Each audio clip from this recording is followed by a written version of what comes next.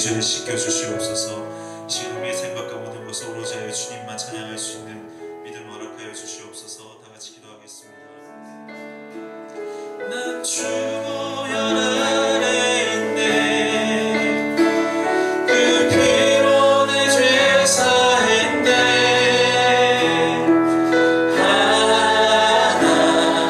하나님의 눈물 날 거룩해 하시옵네. 나 주 보혈 아래 있네. 나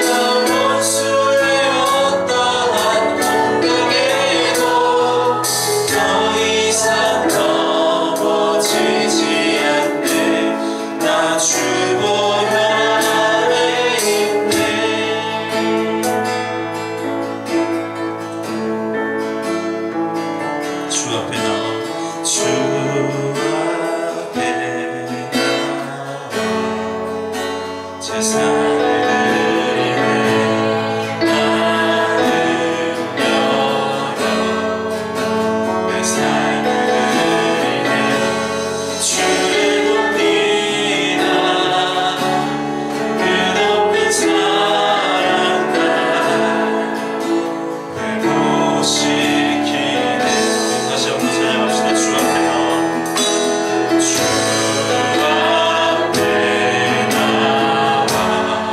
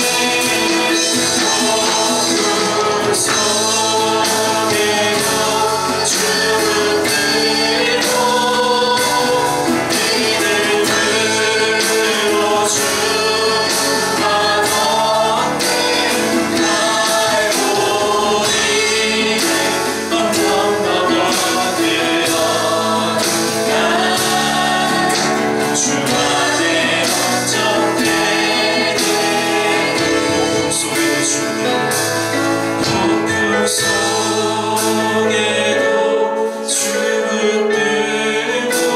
붙들고 믿음으로 주만 얻네 달고리 언덕 넘어들어 주 안에 온전케 되니 아멘. 네, 오늘은 예수님의 부활하신 부활절입니다. 부활주일입니다. 사망을 이기시고 부활하신 주님, 네, 그 주님을 기뻐하며 감사하는 하루가 되어지길 간절히 소망합니다. 아멘. 오늘 말씀에 좀 부활하신 주님, 요한복음 20장에는요, 그러니까 요한복음 13장에서 17장까지 고별 강화에 기록되어져 있는 말씀들이 또한 예수님께서 약속하신 것들이 모두 성취되어지는 내용들이 기록되어져 있습니다. 근데 오늘 20장을 보면요, 예수님의 부활을 목격한 자들이 있습니다. 예수님이 십자가에 못 박혀 돌아가실 때 많은 무리들이 둘러싸서 예수님이 돌아가시는 것을 봤습니다. 하지만 예수님께서는 이렇게 말씀하셨습니다. 사흘 만에 내가 살아나리라.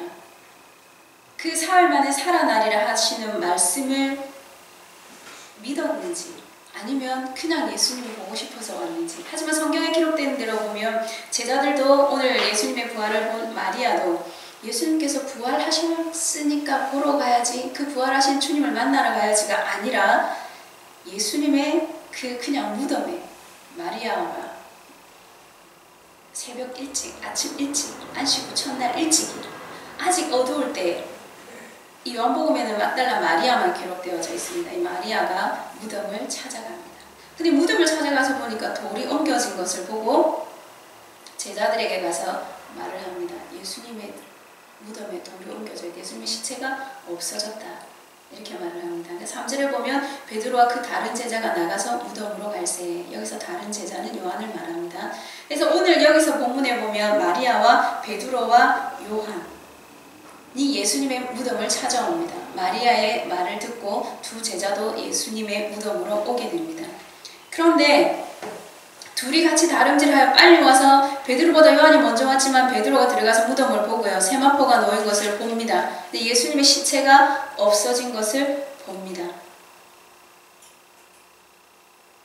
그런데 이 두 제자는 어떻게 하느냐 10절에 보면 이에 두 제자가 자기들의 집으로 돌아가니라. 빈 무덤을 보고 이 두 제자는 집으로 돌아가게 됩니다. 왜냐하면 9절 말씀에 9절을 한번 읽어볼까요? 다 같이 시작. 그들은 성령에 그가 죽은 자 가운데서 다시 살아나야 하리라 하신 말씀을 아직 알지 못하더라. 아멘. 그들은 선생이 죽었고 자기들을 가르치던 우리가 같이 따라다니던 그 선생님이 죽었고 그 시체가 없어졌다. 누군가 가져갔다. 잊어버렸다. 그렇게만 생각하고 이 두 제자는 집으로 돌아가게 됩니다.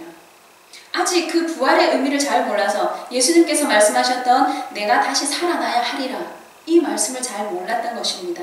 그래서 이 두 제자는 집으로 돌아갔고요. 마리아는 어떻게 하나 11절에 보면 마리아는 무덤 밖에 서서 울고 있더니 예수님의 시체가 없어진 것을 보고 마리아는 무덤 앞에서 울고 있었습니다.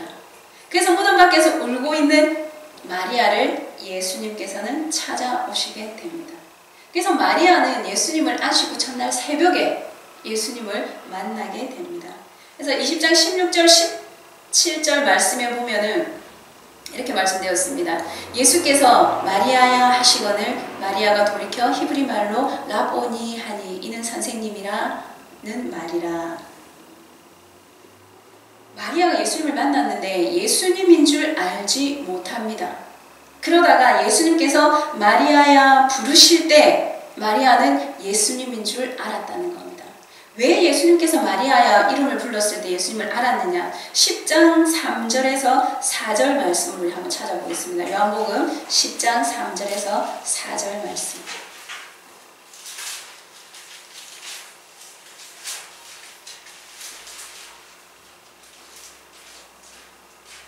함께 읽겠습니다. 시작. 움직이는 그를 위하여 문을 열고 양은 그의 음성을 듣나니 그 그가 자기 양의 이름을 각각 불러 인도하여 내리라. 아멘.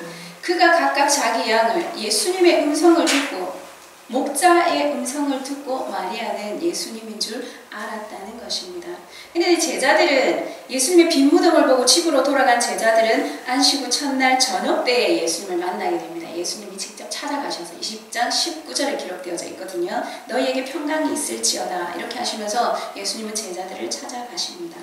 근데 부활이 있기 전에 있어야 하는 것이 있습니다. 부활이라는 것은 죽어야지만 죽었던 것이 다시 살아날 때 부활이라고 말을 합니다. 우리는 부활의 영광만, 부활의 기쁨만을 누리기를 원하는데요. 부활이 있기 전에는 반드시 십자가의 고난과 죽음이 있어야 된다는 겁니다. 예수님께서는 십자가의 고난을 받으시고 죽음에 이르는 또 부활하실 것을 제자들에게 가르치셨습니다. 그렇지만 제자들은 깨닫지 못했다는 겁니다. 부활에 관해서 또 제자들은 예수님의 빈 무덤을 보고도 몰랐다는 거예요. 깨닫지 못했다는 겁니다. 하지만 언제 깨닫게 되느냐? 보혜사를 통해서 깨달은 후에야 비로소 예수님의 부활의 의미를 믿을 수 있습니다. 그래서요, 본다고 다 믿어지는 게 아닙니다. 예수님께서는 내가 사흘 만에 살아나리라, 죽었다가 살아나야 하리라 말씀을 했는데도 제자들은 빈 무덤을 보고 세마포가 놓여 있는 것을 보고도 믿지 못했다는 겁니다.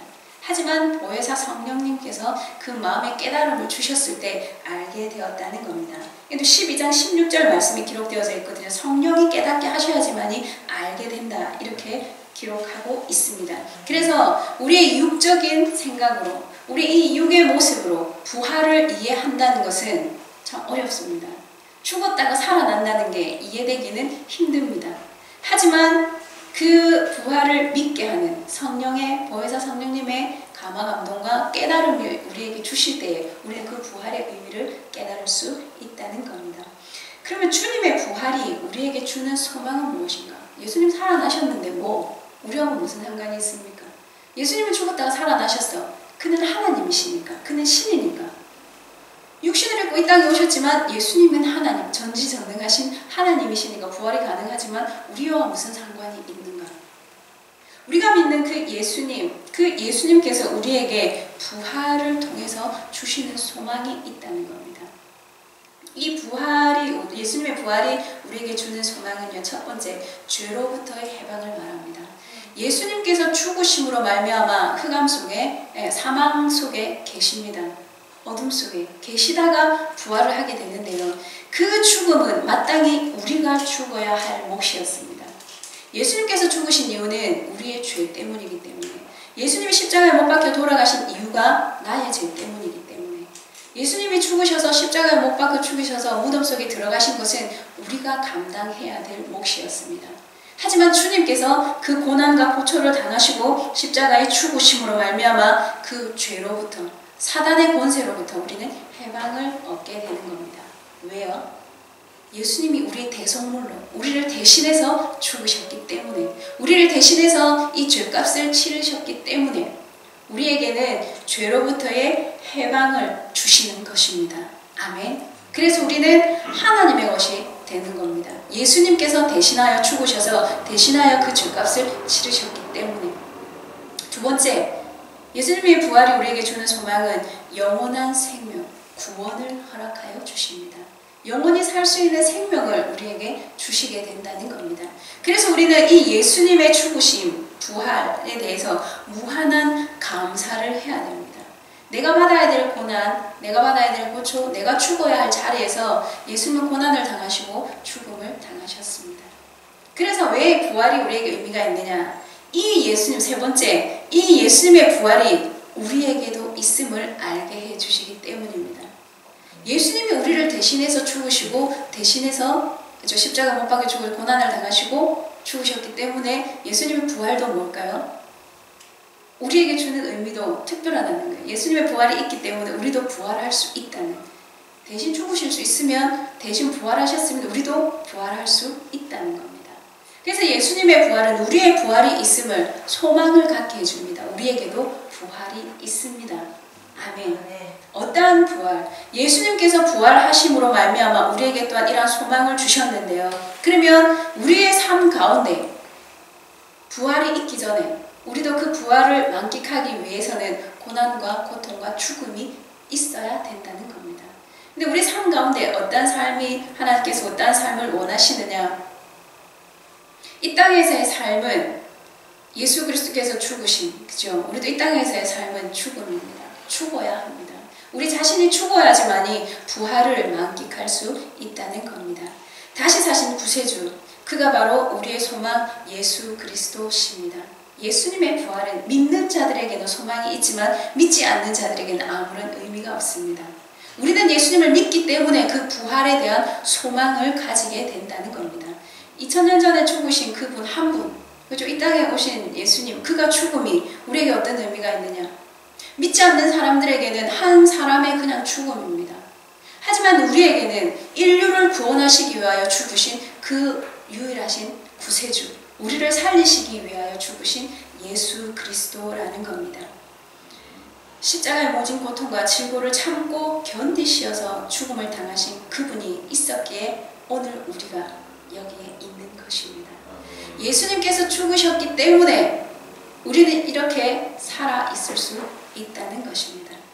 만약 부활의 소망이 없다면 우리는 이 땅에서 정말 이 땅에서 살아가기 위해서 육신의 이 정말 그죠 공고한 삶을 살기 위해서 경제난에 서덕에도 돈을 벌어야 되고 이 땅에 소망을 두고 살아간다면요 정말 이 땅에서 잘 사는 사람 돈을 갖기 위해서 사람을 밟고 일어서는 또 누군가를 내가 밟고 일어나야 성공할 수 있는 이 땅의 소망을 가질 수밖에 없습니다. 하지만 우리는 부활의 소망, 천국에 대한 소망이 있기 때문에 이 땅에서 많은 사람들이 갖고자 하는 명예, 돈, 권력 그렇게 큰 의미가 없다는 겁니다. 예수 그리스도 그분을 가졌을 때 우리는 승리할 수 있습니다. 이 땅의 소망을 갖기를 원하십니까? 우리는 예수 그리스도에 대한 부활의 소망을 가져야 합니다. 우리에게는 영원한 소망이 있기에 부활하신 그분을 찬양하며 감사하며 제자의 삶을 살아야 한다는 겁니다. 부활, 할렐루야 우리 예수 부활 승천하셨네. 예수님의 부활로 끝나면 우리는 이 땅에서 그냥 살다가 가는 겁니다. 예수님의 부활이 우리와 아무런 의미가 없다면, 아무런 관계가 없다면 우리는 예수님을 찬양하고 이 부활의 아침을 기뻐하고 이 정말 주님이 살아나심을 찬양하고 그런 할 의미가 없다는 겁니다. 왜 우리가 그 부활을 기념하고 예수님의 부활이 우리에게 큰 의미를 주느냐? 우리에게 이러한 소망이 있기 때문입니다. 죄로부터 해방이요, 해방이요, 영원한 생명을 주시고 우리에게도 부활이 있다는 것을 보여주셨기 때문입니다. 아멘. 죽어야만 살 수 있습니다. 죽어야만 부활이 있습니다. 예수께서 죽지 아니하시고 부활하셨다. 근데 부활이라 하지 않죠. 죽어야만 부활이 있습니다. 죽음의 고통이 클수록 부활의 기쁨도 클 것입니다. 우리가 죄가 클 때 그 죄를 사해주면 그 죄의 사함에 감사함이 크듯이요. 죽음의 고통이 크면 클수록 부활의 기쁨도 큽니다. 주를 위해 죽을 수 있다면 그 영광은 더 클 것입니다. 아멘. 우리 이 땅의 삶을 주를 위해서 희생한다면 하나님께서 주시는 그 영광, 그 부활의 기쁨도 더욱 클 것입니다. 아멘. 부활하신 예수님께서 하신 일이 있습니다. 20장 19절, 21절, 26절 우리 한번 읽어볼까요? 성경을 찾아서 읽어보겠습니다. 요한복음 20장 19절, 21절, 26절 먼저 19절을 읽어보겠습니다. 시작. 이날 곧 안식 후 첫날 저녁 때에 제자들이 유대인들을 두려워하여 모인 곳에 문들을 닫았더니 예수께서 오사 가운데 서서 이르시되 너희에게 평강이 있을지어다. 아멘. 21절 예수께서 또 이르시되 너희에게 평강이 있을지어다. 아버지께서 나를 보내신 것 같이 나도 너희를 보내노라. 26절요. 시작. 여드레를 지나서 제자들이 다시 집 안에 있을 때에 동화가 함께 있고 문들이 닫혔는데 예수께서 오사 가운데 서서 이르시되 너희에게 평강이 있을지어다 하시고. 아멘. 부활하신 주님께서 하신 일이 있다는 겁니다. 가장 먼저 제자들을 찾아가셨습니다. 3년 6개월 동안 예수님이 이 땅에서 주님의 일들을 이루실 때 하나님의 나라를 이루어 갈 때 같이 사역했던 제자들을 찾아가십니다. 그래서 제자들에게 하시는 말씀이 무엇이냐면 너희에게 평강이 있을지어다. 왜 예수님은 제자들에게 평강을 빌었을까요? 예수님의 제자들은요, 예수님이 잡혀가시고 나서 십자가 못 박혀 돌아가신 후 부활을 보지 못한 제자들은 다 숨어 도망다녔습니다. 잡혀서 죽을까봐. 예수님처럼 잡혀 죽을 수도 있기 때문에. 그래서 예수님께서는 이들을 찾아가셔서 너희에게 평강이 있을지어다. 부활하신 몸으로 아직 하나님께로 가기도 전에 그저 제자들을 찾아오셨다는 겁니다. 26절에는 다시 오신 예수님인데요. 제자들을 찾아가서 너희에게 평강이 있을진데 제자들이 그 두려워서 떨어서 문들을 닫았더니 유대인들을 두려워하여 모인 곳에 문들을 닫았더니 예수께서 오사 가운데 서서 이르시되 너희에게 평강이 있을지어다. 두려워하지 말라는 것입니다. 나는 십자가 못 박혀 죽었지만 두려워하지 말라는 것입니다. 그 두 번째, 예수님께서는 제자들을 찾아오셔서 다시 제자들을 보내십니다. 21절에 보면 그죠? 너에게 평강이 있을지어다. 아버지께서 나를 보내신 것 같이 나도 너희를 보내노라. 아멘. 이렇게 말씀을 하시고 예수님은 그냥 너희들을 보내노라 가라가 아니라 22절을 보십시오. 함께 읽어보겠습니다. 시작. 이 말씀을 하시고 그들을 향하사 숨을 내쉬며 이르시되 성령을 받으라. 아멘. 아멘. 예수님께서 같이 제자들과 더불어 같이 사역을 하시다가 돌아가시고 부활하셨습니다. 그리고 예수님은 또 제자들과 함께 하시기를 원하셨다는 겁니다. 너희들만 보내는 것이 아니라 성령과 함께 가라. 성령님과 함께 가라. 성령을 받으라. 보혜사 성령을 보내셔서 그 예수님의 부활을 깨닫게 하신 주님께서는요, 다시 성령을 주셔서 주의 일을 감당하게 하십니다. 너희들에게 평강이 있을지어다. 너희들은 내가 하나님께서 나를 보내신 것 같이 나도 너희를 보내노니 성령 하나님과 함께 가라. 이렇게 말씀을 하십니다. 함께 가되 어떻게 하느냐 하나님께서는 예수님께서는 또 제자들에게 주신 것이 있습니다. 세 번째로 부활하신 주님이 하신 일은 권세를 주셨습니다. 어떠한 권세를 주셨느냐? 23절 함께 읽어보겠습니다. 시작. 너희가 누구의 죄든지 사하면 사하여질 것이요 누구의 죄든지 그대로 두면 그대로 있으리라 하시니라. 아멘. 예수님이 십자가 못 박혀 돌아가신 이유가 우리의 죄 때문이었습니다. 우리의 죄를 해결하시기 위하여 십자가 못 박혀 돌아가셨는데요. 너희가 누구의 죄든지 사하면 사하여질 것이요. 예수님께서는 이 죄의 문제를 해결하셨기 때문에 사망 권세를 이기시고 부활하셨기 때문에 우리에게 또한 제자들에게 또한 이러한 권세를 주십니다. 죄를 사하는.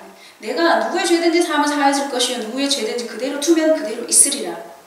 성령 하나님과 함께 내 너희가 무엇을 하느냐? 죄에 대한 것까지. 저들을 용서하면 나도 용서할 것이요 용서하지 아니하면 용서하지 아니할 것이라.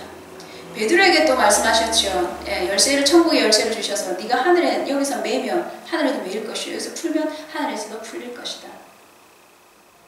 예수님이 죽으셨다가 살아나신 이 엄청난 일들은요, 우리에게도 이러한 삶이 보장되어진다는 겁니다.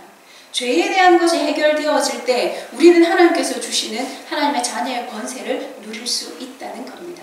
아멘. 예수님께서 죽으심으로 말미암아 또 그 사망을 이기시고 부활하심으로 일단 우리에게 그 남은 우리의 삶은 예수 그리스도께서 이 땅에 하나님의 나라를 이루시고자 하셨던 일들을 이루어가는 것이 우리의 소망이 되어져야 하는 것입니다. 아멘. 예, 부활하신 주님이 하신 것, 제자들을 찾아가셨고 또한 제자들을 사명을 주셔서 보내십니다. 보내시되 또한 권세를 주셔서 이 일들을 감당하게 한다는 겁니다. 예수님을 만나게 할 수 있는 가장 근본적인 무엇이냐면 죄를 해결하는 것입니다. 그래서 예수님께서는 죄를 사하는 권세, 또한 사한 그대로 두면 그대로 있는 권세를 제자들에게 주셨다는 것입니다. 아멘. 예수님이 죽으신 그 가장 근본적인 목적은 죄를 담당하시고 죽으셨습니다. 그래서 예수님 부활하심으로 말미암아 그 모든 죄들은 예수님께서 해결하셨습니다. 아멘. 그래서 우리에게는 부활의 소망, 부활하신 주님, 그 주님께서 우리에게 또한 부활의 기대를 허락하셨습니다. 아멘. 우리의 삶 가운데, 또한 우리의 영혼 가운데, 지금 우리의 공고한 우리의 생활 가운데 예수님의 부활이 있기를 간절히 소망합니다. 아멘. 그 부활의 기쁨이 우리 항상 우리의 삶 가운데 있으므로 다시 한번 믿음의 고백을 드릴 수 있는 그 믿는 것 또한 성령의 감동이 있어야 된다고 말씀하셨습니다. 우리에게도 하나님 그 평강, 제자들에게 말씀하신 너에게 평강이 있을지어다. 지금 이 시간, 이 순간 우리의 심령 가운데도 그리스도의 평강이 넘치기를 간절히 소망합니다. 아멘. 기도하겠습니다.